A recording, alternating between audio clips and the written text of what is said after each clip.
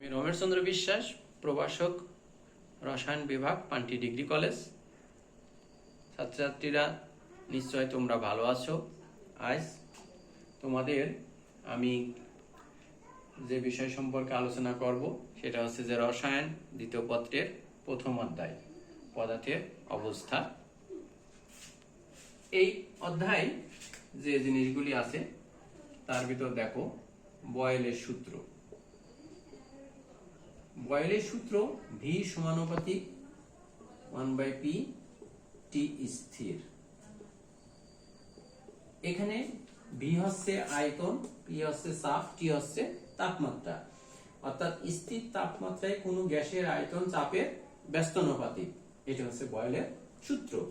এখান থেকে আমরা একটু গাণিতিক ব্যাখ্যা দিতে পারি। পিভি সমানুপাতিক 1 বা পিভি সমান তাহলে কে। অর্থাৎ P1 V1 সমান P2 V2 এরকম ভাবে আমরা লিখতে পারি কে। এটি হচ্ছে বয়েলের সূত্র। এরপরে আসতেছে চার্লসের সূত্র। চার্লসের সূত্রটা দেখো। চার্লসের সূত্র V সমানুপাতিক T, P স্থির। অর্থাৎ স্থির চাপে কোন গ্যাসের আয়তন তাপমাত্রা সমানুপাতিক। এখানে আমরা একটু গাণিতিক ব্যাখ্যা দেব যে তাহলে ভি সমান কেটি বা ভি বাই টি সমান হচ্ছে কে। এখন এভাবে লেখা যায় ভি1 বাই টি1 সমান ভি2 বাই টি2 সমান এরকম ভিএন বাই টিএন সমান হচ্ছে কে। তার মানে আয়তনকে তাপমাত্রা দিয়ে ভাগ করলে একটা ধ্রুব মান পাওয়া যায়, সেটা হচ্ছে চার্লসের সূত্র থেকে পাওয়া সম্ভব। এরপরে আমরা বলবো আইসোথার্ম কি জিনিস। আইসোথার্ম বা সমতাপীয় রেখা বলে। সমতাপীয় রেখা কি জিনিস সেটা দেখো। গ্যাসের স্থির তাপমাত্রায় আয়তন বনাম চাপে লেখচিত্র অঙ্কন করলে এরকম ভাবে অধিবৃত্ত আকৃতির এক একটা রেখা পাওয়া যায়। এই রেখাগুলিকে বলা হয় আইসোথার্ম বা সমতাপীয় রেখা। তাহলে বুঝতে পারছো আইসোথার্ম বা সমতাপীয় রেখা কি, যে গ্যাসের আয়তন বনাম চাপে লেখচিত্র অঙ্কন করলে একটা নির্দিষ্ট তাপমাত্রায় অধিবৃত্ত আকৃতির যে রেখাগুলি পাওয়া যায় এর নাম আইসোথার্ম বা সমতাপীয় রেখা। এবার দেখো এসটিপি কি। এসটিপি হচ্ছে স্ট্যান্ডার্ড টেম্পারেচার এন্ড প্রেসার, অর্থাৎ প্রমাণ তাপমাত্রা ও চাপ। প্রমাণ তাপমাত্রা ও চাপ। এখানে তাপমাত্রা বলতে 0 ডিগ্রি সেলসিয়াস বা 273 কেলভিন এবং চাপ বলতে 1 atm বা 760 মিলিমিটার বা হচ্ছে 101.325 কিলো প্যাসকেল। এটা হচ্ছে এসটিপি। আরেকটা আছে এসএটিপি। এটা হচ্ছে standard atmosphere temperature and pressure, প্রমাণ বায়ুমণ্ডলীয় তাপমাত্রা ও চাপ। প্রমাণ বায়ুমণ্ডলীয়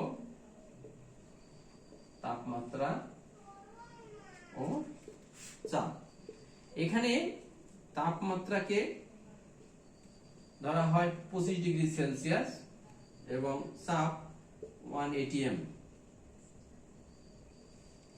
বা 1 বার ধরা হয়। এটা হচ্ছে তোমার এসএটিপি। তাহলে এসটিপি আর এসএটিপি সম্পর্কে জানতে পারলে এবার আমরা আসব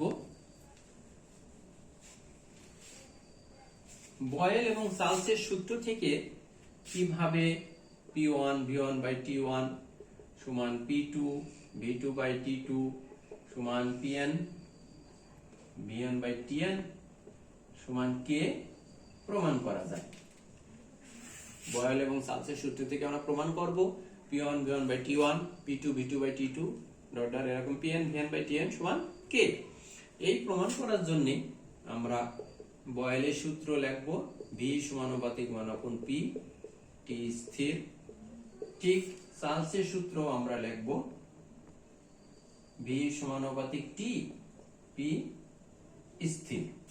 এখন এই দুইটা সমীকরণকে যদি এক জায়গায় করা যায়, অর্থাৎ আমরা যদি সমন্বয় করি তাহলে লেখা যায় V সমানুপাতিক T বাই P, তাহলে বা PV সমানুপাতিক T বা PV সমান KT বা PV বাই T সমান K। তার মানে চাপ আর আয়তনের গুণফল তাপমাত্রাতে ভাগ করলে একটা ধ্রুব মান পাওয়া যায়। এখন সত্যি এগুলি পাওয়া যায় কিনা, পরবর্তীতে এইগুলিকে পরিবর্তন করা হয়েছে। পরিবর্তন করে যেমন ধরো P কে পরিবর্তন করে যদি মানগুলো এরকম পাওয়া গেছে P1, P2, P3 এরকম Pn, অনুরূপ ভাবে V কে পরিবর্তন করে V1, V2, V3, Vn, T কে পরিবর্তন করে ধরো T1, T2, T3 এইভাবে অনেকগুলি মান বের করার পরে এদের মধ্যে একটা সম্পর্ক দেখা গেছে।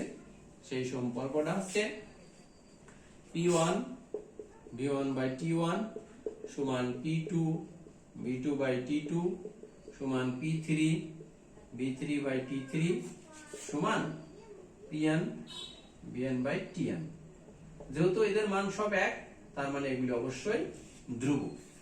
এইভাবে আমরা বয়েলের চার্লসের সূত্র থেকে প্রমাণ করতে পারি যে P1 V1 by T1 সমান P2 V2 by T2 সমান সমান Pn Vn by Tn সমান আছে K।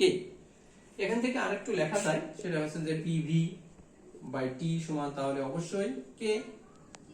তার মানে আমরা লিখতে পারি PV সমান KT বা PV সমান K এর পরিবর্তে R লেখা হয়।